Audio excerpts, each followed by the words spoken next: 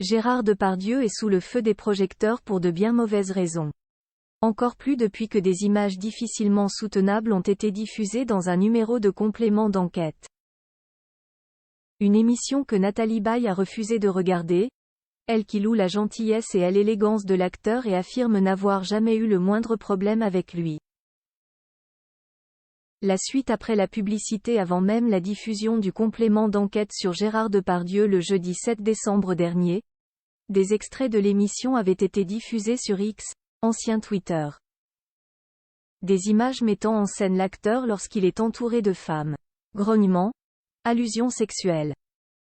Les vidéos, pour la plupart tournées par Yann Moix pour les besoins d'un documentaire, il va d'ailleurs porter plainte pour avoir vu les images être diffusées sans son consentement, sont explicites.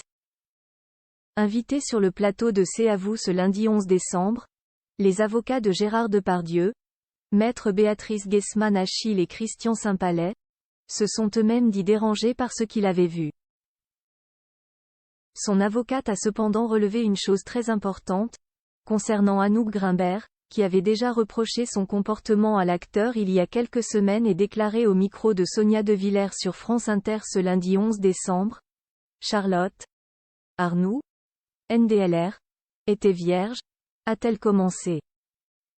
Gérard Depardieu lui a demandé si elle l'était. Dans cette espèce de climat de terreur et d'amour qu'il a créé, elle lui a dit la vérité. Quand on est vierge, à son âge, c'est parce qu'on se garde pour l'amour. C'est pas rien, la virginité. Cette espèce de salaud l'a violée avec son gros doigt de P******. Maître Béatrice Guesman a déclaré. Si Gérard Depardieu est le monstre que Anouk Grimbert décrit, pourquoi a-t-elle tourné avec lui il y a 1 an et demi Les Volets Verts? Il ne faut pas être incohérent.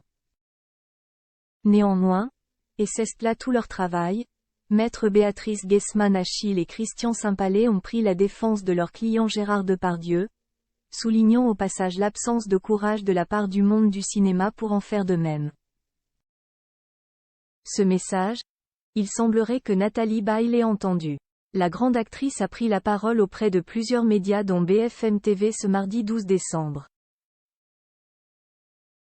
Elle s'est notamment confiée à Candice Mahou, chef du service culture de la chaîne, sur le Gérard Depardieu qu'elle connaît si bien et qu'elle ne peut imaginer tel qu'il est décrit depuis des semaines. Gérard Depardieu soutenu par Nathalie Baye au cours de cet appel téléphonique. Nathalie Baye a confié à Candice Mahou ses propos. Gérard Depardieu, c'est un des acteurs avec lesquels j'ai le plus joué. J'ai commencé avec lui. C'est quelqu'un que j'apprécie beaucoup et que j'aime beaucoup, a-t-elle débuté.